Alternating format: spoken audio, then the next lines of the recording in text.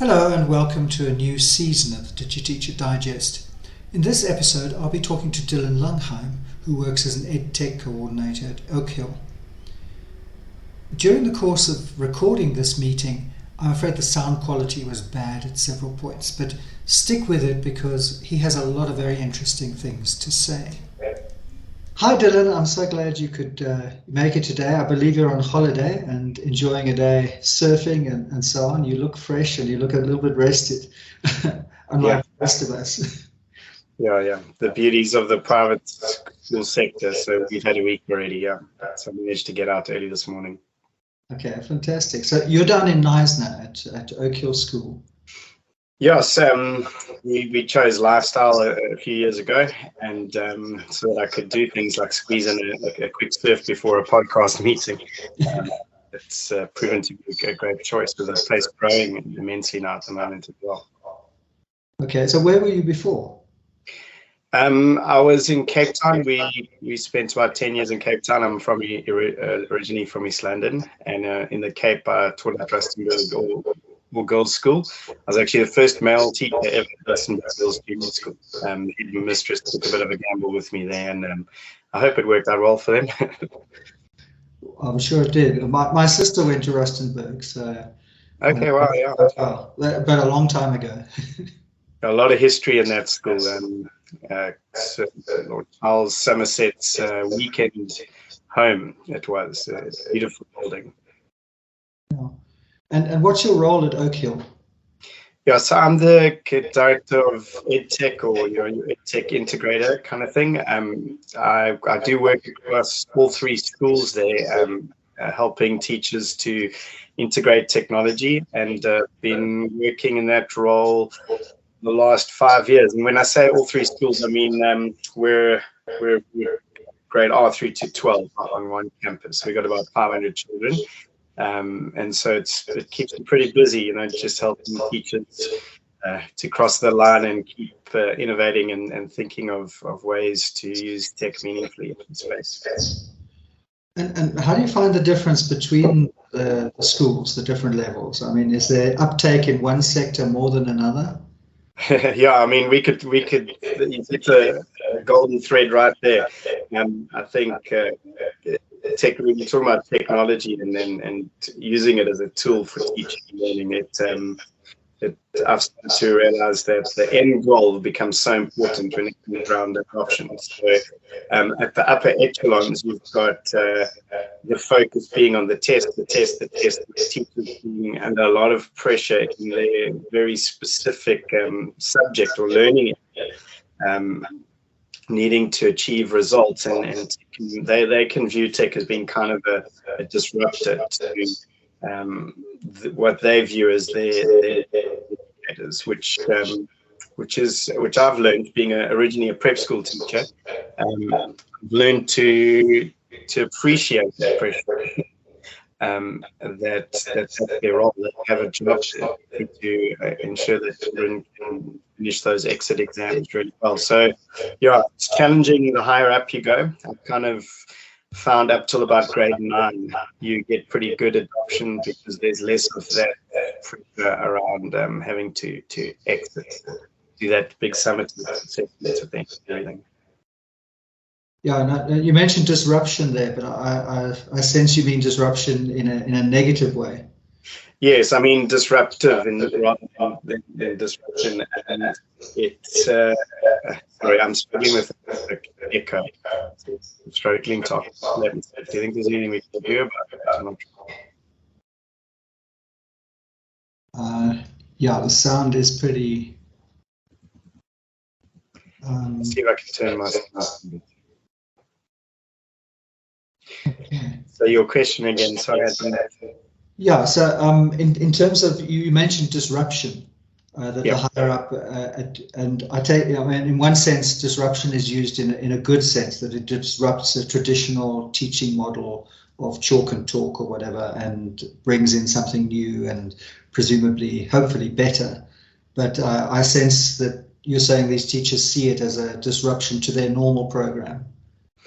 Yeah, totally. So in our college, I shifted my role from being a prep school teacher to being this EdTech integrator, and came with a very prep school mentality and thought that everybody would jump right on board, like the enthusiasm that we experienced in the prep school. But working up into a high school and into college, I've come to empathize and to appreciate the pressures that college teachers experience.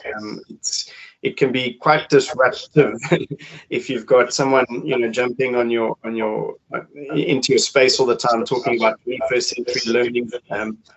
We have a lot of jargon and pedagogical conversations happening at the moment in education around what 21st century learning should look like, and we've got project-based learning and inquiry-based learning, etc., etc. But just sitting and watching these teachers in the college, honing their craft, I've noticed it can be disruptive to their art or their craft, if I'd rather phrase it that way, that they might have honed over the last 15, 20 years to help kids to achieve results, in a subject like science or mathematics or whatever it may be, preparing them for that final exam. There's a lot of focus required working with teenagers. I think I've learned to understand as well, getting them focused and on board.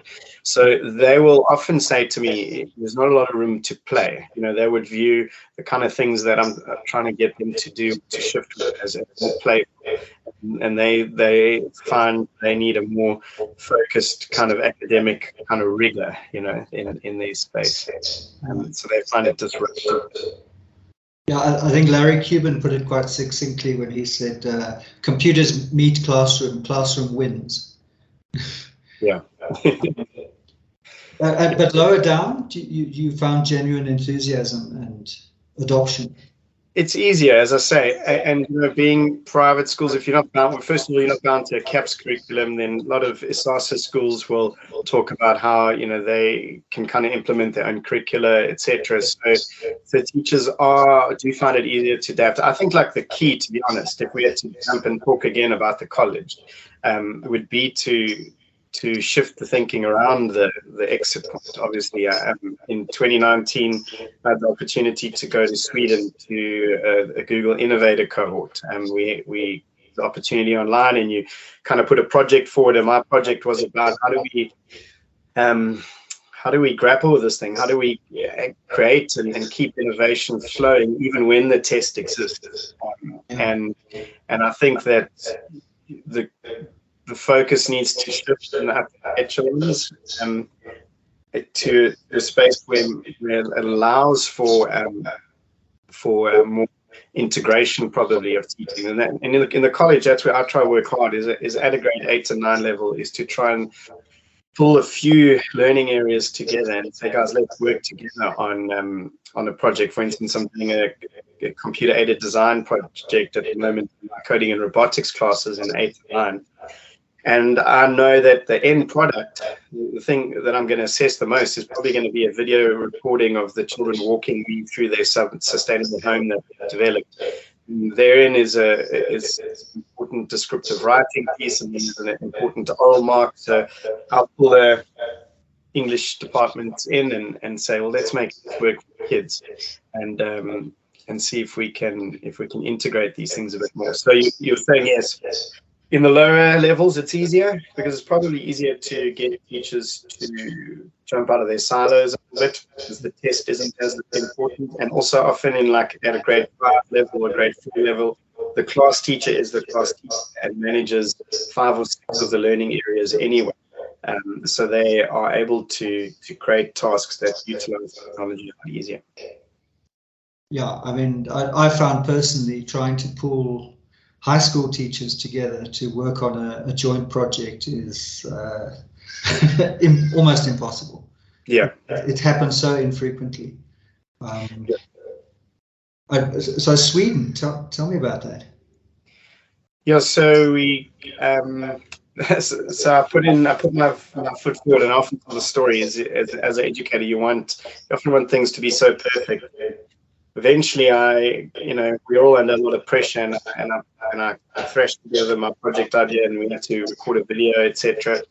And I threw my hat in the ring, and the next thing I was watching the Twitter feed, and 30 were selected from around the world, and I got to get an opportunity to go with the cohort of educators and spend 3 days at Google Stockholm, the headquarters there, and it is everything that you see from these, kind of googly movies and all the kind of stuff, the amazing food and the innovative workspaces. And they took us through 3 days of design thinking in that space and helped us to work on our projects that we kind of applied to get going with support from Google. So you had people that were working on an app. I think of a guy from Alberto from Spain who's working on an app to get children in context to eat healthier and try and get children to bring healthier food to school. So an amazing experience. I think that really set me up, our school up for success when it came to managing the pandemic as well, because it was 2 or 3 months later I'd established that international kind of network that COVID hit us hard. Yeah, and COVID, did you find that made a difference to teachers' adoption of technology, that suddenly they had to, in a way? And how's it been since coming back? I mean, yes, I think. Or have they just shunned technology? Have they just shunned technology after coming back? Had enough of that? Been there, done that, no more. Yeah, well, if I'm reading in between the lines, it sounds like perhaps that's the experience you guys are having as well. So I think across the board, that's kind of the feeling at the moment. And we did make quite a similar shift into an online product, if you want to say that. I think we jumped in really early and did a good thing. We focused on just 3 tools to use to engage the students, and I think often a lot of praise coming about we managed to achieve, but we don't feel like we lost learning in that sense. But we were reflecting the other day, and I've kind of been quite quiet in my role of it, because you got the guys like in the sports departments who are just getting going again, and the school's giving more focus to sport and getting like academic rigor back, etc. And I feel like I've had a lot of airtime in the last 18 months at school in terms of being able to lead and being able to train staff around their use of tech. But I asked the question again the other day, because what I kind of noticed is, you're perhaps alluding to this, is now that we're back in the classroom, and as you say, the classroom, there's been a bit of a drop-off around what we previously were achieving in terms of I think constructive use of tech as a tool for teaching and learning. People are kind of like, we're zoomed out, we're screened out, we don't want to read anything more about the war in Ukraine or whatever the case is. There's kind of like a shift back as much as possible to in-person, and I think synchronous teaching again. I think what I loved the most actually was not necessarily the tech adoption, but I think there was this awareness around synchronous and asynchronous learning, and myself picking up tech as a tool, as an educator myself. The reason I did it initially 5-6 years ago was I saw how tech could allow me to really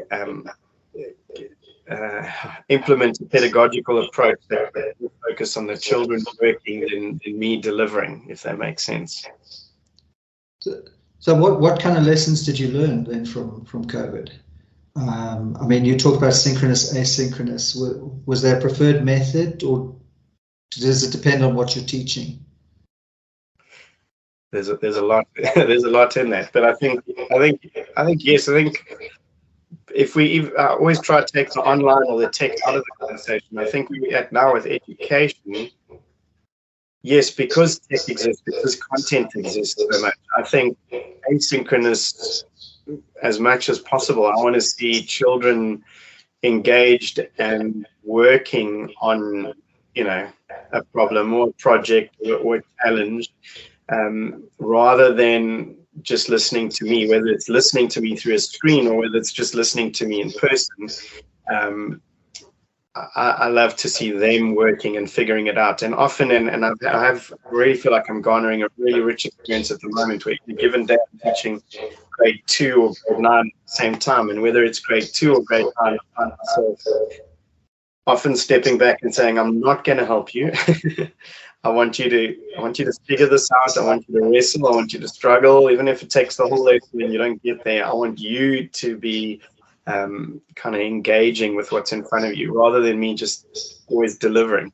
And it's even in my sports coaching, even in my hockey, I noticed that I will instructions. I almost give instructions poorly the first time around now, because I know I've started to see more and more how children need a context and a framework, you know, a scaffold almost to use that. Yeah. Anyway, before they can onboard new information. So, you know, kind of giving them space to work and then slowly drip feeding if necessary or facilitating learning as we go along rather than just content dumping. So, yeah, to hit your question more succinctly, what an online teach, I think I'm just excited that perhaps shifted some educators into the space where they realized people didn't want to sit behind the screen all day, and in the same way in the real classroom, maybe they also don't want to be sitting behind that screen just listening to you. Can be more innovative about creating asynchronous kind of learning opportunities. Yeah, so I mean, I sense there that you saw this as a huge opportunity to shift more to problem-based, inquiry-based learning rather than, you know, content, because a lot of kind of online efforts, I think, and a lot of the schools opening online divisions now are seeing it as, well, let's take some content, we can dump the content online, and then the students can access it. And we all know that that's not going to work. You know, I think here we did a lot more work, and possibly it's because the focus more in the, I was a lot more involved with the senior school. So I don't really know what was happening in the junior school. I'm talking to one of those teachers next week, and I got a sense that what really worked with students was where the teacher was communicating online and talking to the students about what they were learning, rather than a sort of dumped content and then do the exercise and submit it. So that involves a lot of screen time, obviously. But I think in the senior school, the teacher is more modeling content, modeling the approach, going over content with the student. And there's a lot more content. Yeah. But I think it's very interesting, that kind of divide between, do you go problem-based and asynchronous and let students work on problems and you are there to support them? Or do you go for more kind of hands-on, the teacher is available and talking to the students and doing more of what you would normally do in a classroom, directly scaffolding whatever they're doing? I think I like what you said about modeling, and or just listening to you realize I've been utilizing that quite a bit, you know, even if in a life orientation class, trying to get children to reflect at the end of the lesson and they've got to write a paragraph. I find grade 8, 9 level, they're kind of sitting there, and I put my, you know, screen up on the board and I just start writing and I just model, you know, just modeling for them. I think that's important to have the adult in the space, just to even to see how do we just get started, you know, on something with teenagers. At the moment, with the amount of distraction that they use, I think that's important. But I'm interested in your thoughts, because I used to, maybe pre the pandemic, I felt like teaching was quite a safe profession in terms of not being taken over by robots or whatever the case is. You know, a lot of industries are going to be outsourced to AI and come what may. But now I've started to think, you know, you've got UCT Online, which is now free curriculum. The content's all there, arguably put together by, you know, really good learning designers and teachers delivering that content. So if you've got a classroom where you just are chalk and talk kind of style, that you have a chalk and talk style of teaching, it's not much different to sitting behind a Khan Academy or a UCT Online video and and students practicing. So yeah, there has been a large shift to homeschooling and online, and I think time is going to tell how successful those models are going to be. But all of a sudden, I'm starting to realize, if you're just if you're just a king of content, well, I can grab that online, probably from someone better than you. You know, I think as educators, we're going to have to hone other skills. Yeah, I mean, there's the kind of master teacher can cut a video, and then you can de-skill the rest of teachers to just be support kind of staff to that video content. And that model really frightens me, because I think a lot of people are investing in that model.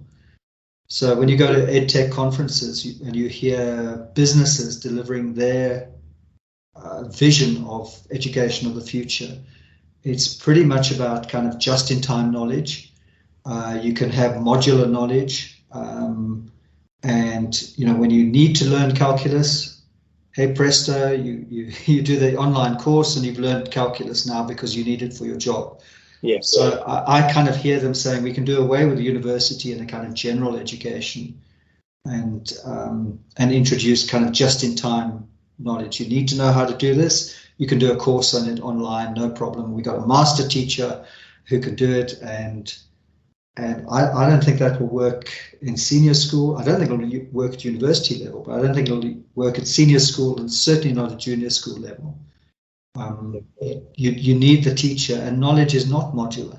Knowledge is interconnected. It's a vast structure, and when you're working with a student's mind, you're helping them put those pieces together. And I don't think you can do away with a skilled personnel, involved in that. So I don't see those models working really. I hope they don't, because then we're all out of a job. I think what I've encouraged, I've used some of this in my own space. So I'm a prep school teacher, but fast forward 2-3 very quick years, I've managed a pandemic. We've gone Google, we've trained teachers, we're managing Chromebooks, but now I've picked up, as you know, coding and robotics. I'm not a programmer by any means, and I'm teaching now at grade 9 level, and I often utilize those master teachers. I throw the video app, or I give the kids a link to a video where someone's teaching the content that I'm almost on the fly, literally. So you talk about modular or just-in-time learning, and I'm not disagreeing with you here, but I'm just kind of recounting where I've actually used that. Yeah. Is sometimes just in time I'm learning with the children from a master teacher through video, but then I find it's my role to go, well, how are we going to apply this? What project are we going to use this skill on? And I'm going to be around over the next 3-4 weeks while you guys are building the home, having just learned how to use this computer design, say, and I'm going to try to figure things out with you along the way if we get stuck. I'm not doing the work and I'm not doing the teaching. And the funny thing is, because pre-pandemic, as I said, like you feel like we talk about a teacher. I actually thought the My Octopus Teacher documentary, before I knew what it was going to be about, I thought it was going to be about teachers being like an octopus, in terms of they can do so many things. And I'm kind of grateful that in a job where you've got to assess, you've got to plan, you've got to prep, you've got to be pastoral, you've got to and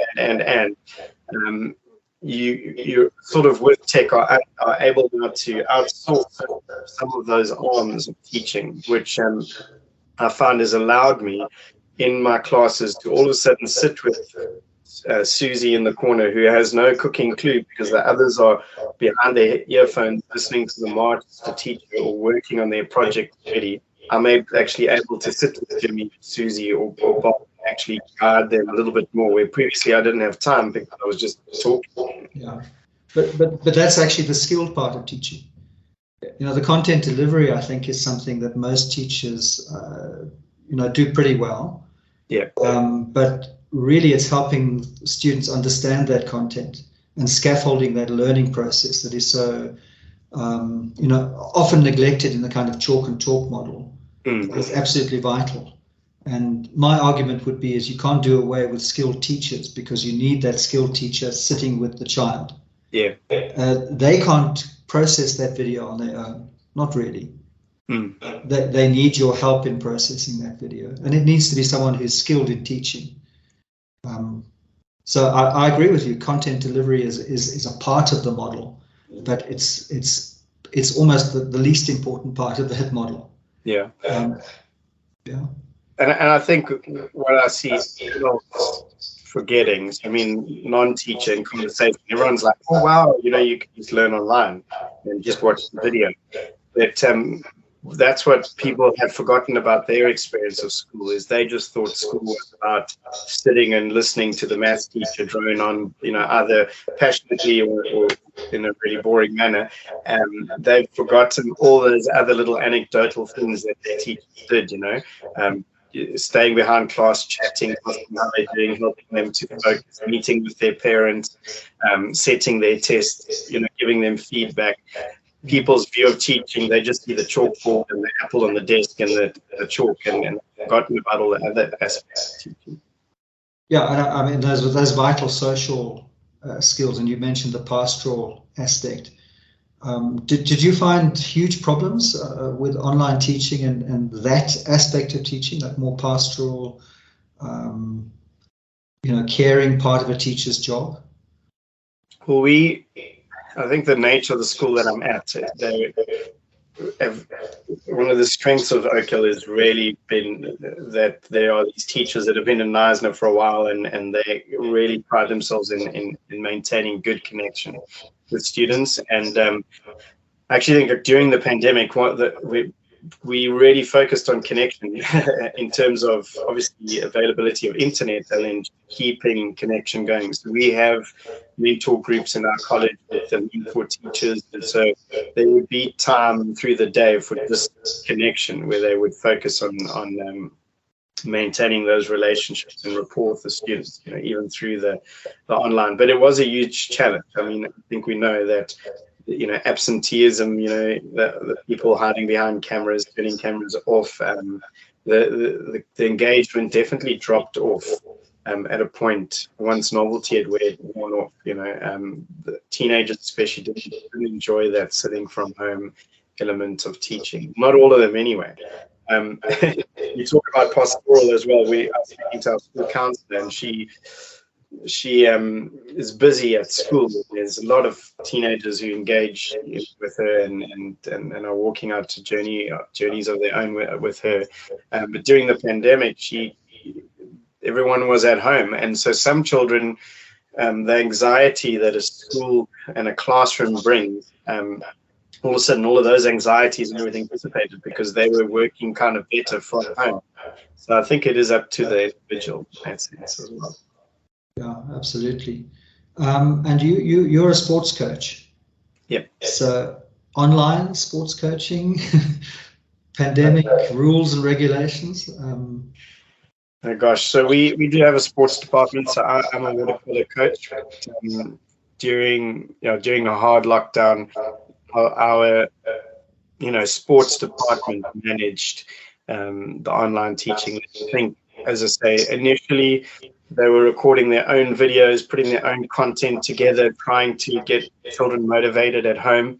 But you very quickly realize that you're putting together very amateur video, and then you've got PE with Joe, who's got 100 million subscribers on YouTube, and it's just as easy to just copy paste and post PE with Joe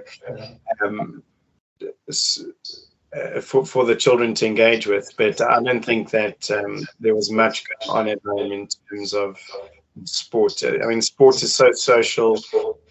I think that's what you realize, those team activities that the children love. Now we see, just getting back to be able to compete and to be together on the field, etc.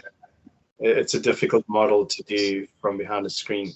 Yeah, I walked in our media center and saw a sports teacher giving a lesson, and she was lying on the floor and she had her iPad propped up with a coffee cup, lying in front of the screen, and she was doing stretches and all kinds of things, and exhorting them to do this or that, and I mean, I would imagine, again, with sport, the key thing is being able to see what the kids are doing and interact that, to correct in swimming, correct stroke correction or whatever it is. And that is totally missing online. You can go to Joe's gym, whatever, YouTube video, but he can't watch the kids and help the kids improve whatever it is they're doing. And that's what's so crucial. Yeah. I think that's important. You could say, like for myself as an adult, like Strava, where that gamification almost, or like we see with the discovery system and vitality, you could gamify things a little bit more and create that social element online. Then you might get a little bit more buy-in. But I think at a level, as you say, especially more junior levels, where you can't give that feedback and stroke correct it, it's a massive challenge. Yeah, I mean, we had all kinds of projects with walking across the continent, and everyone posts how far they've walked on their Fitbit and whatever it is, but it can't replace. Again, team sports, the benefits of working together, working to collaborate. I always think a lot of education happens on the sports ground rather than in the classroom. Well, I think you also, something I'd like to pick up on what you're saying there is it's, even if it can replace, you say it can't replace, but even if some of these things in education, be it sport, be it teaching and learning, even if it can replace, the question I keep coming to now, being a leader in this space, and I think being an educator, so not being a computers guy or a programmer, I'm not sure if I want it to replace. I think what we're touching on is that the richness of human life is to nurture more interaction. And although obviously the internet gives us that and we feel connected, we're also seeing how it makes us feel incredibly lonely as well, even with 1,500 followers or whatever the case is.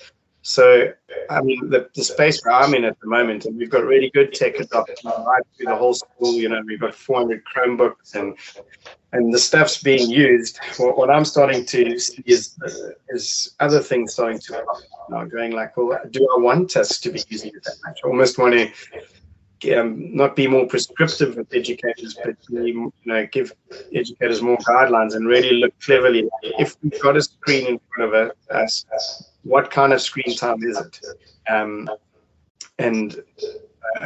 Maybe shift the conversation even to the place where, rather than using the YouTube video each, that's weird. The pendulum's kind of swung even in just this conversation, because if there is going to be some kind of content dumping, then you can do it as the tech as well. You use the tech for things that you can't do as a human. I'm not sure if I'm making any sense now. So get them to create a website. They can go online and they can get feedback from the world using the tech. But when you're having personal engagement, have personal engagement. Yeah, absolutely. Interestingly enough, I heard some feedback from kids that comparing a YouTube video with a video made by their own teacher, they far preferred their own teacher. Oh wow! Because they, in some way, they felt connected to that person. I think they're quite used to kind of surfing YouTube and TikTok and everything and seeing lots and lots of different people, but when you're at school, you kind of want some kind of personal connection with a significant adult, and I think one of the great values of school is that what you have a range of adults available to you, and that those adults cope with life in different ways. So you see the one who's not coping, but then suddenly they seem to get on top of it again and they're back. You see the one who copes it this way, the one who does it this way, and I think that's enormously valuable for teenagers to have access to different voices and different ways of doing it. Yeah, totally, and that is the richness of being in the physical, is that from behind the screen, they don't see that with the frequency YouTube presenters, you know, always keeping their Instagram version of themselves up and whatever. Yeah, I don't know if you had this, but I had lots of kids say to me, "Are you okay, sir?" Oh wow! We wanted, I hope I wasn't looking as if I was not okay, but I was certainly smiling and laughing at things. But I think they were concerned about reaching out, and I mean, I don't know how to explain it, but it was certainly a kind of movement amongst teenagers just to check in on teachers to make sure they were okay. Yeah. I hope they were checking in on each other as well. Yeah. Yeah, just to finish off, because I've taken a lot of your time. I've gone over time. I'm sorry, keeping you off the beach. You mentioned coding and robotics, and so you actually teach some coding and robotics in grade 9, I understand. Well, actually, every grade from grade 2 through to grade 9. Okay, sure. You have a lot on your plate. Yeah. It's it's given me great insight. Yeah, it's a new thing for me in the sense I'm 2 years in and still building up some stock in terms of actual robots and trying to figure out how it all fits together. I am also looking, like everybody is at the moment, at that draft curriculum and figuring out how it fits all into the timetable, etc. But yeah, it's been interesting. Yeah. So, what are your thoughts about coding and robotics as a subject going forward? Do you think it's do you think the government is getting it right in terms of their draft curriculum? And well, if you look at the draft, I mean, there's lots of it. It's kind of misleading calling it coding and robotics because the draft curriculum, as I understand, has got kind of 4 pillars, and I'm going to be loath to remember all of them right now. But basically, there's coding, then there's like a digital citizenship kind of pillar as well. Then there's sort of what you would more refer to as basic computing strand of the curriculum.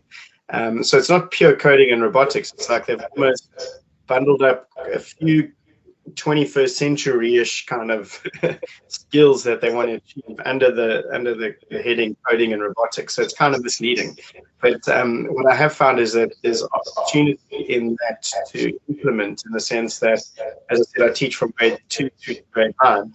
But I'm seeing the digital citizenship element of coding and robotics, which is, if you're not familiar with the term digital citizenship, basically how we be good humans when we're online.